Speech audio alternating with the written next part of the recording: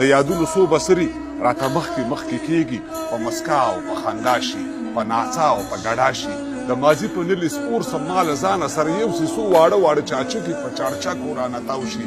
څو ګګر سرونه، د حمزو له چاود مخونه، د غربت بلا سټلې څو کرپونکي کمیسونه.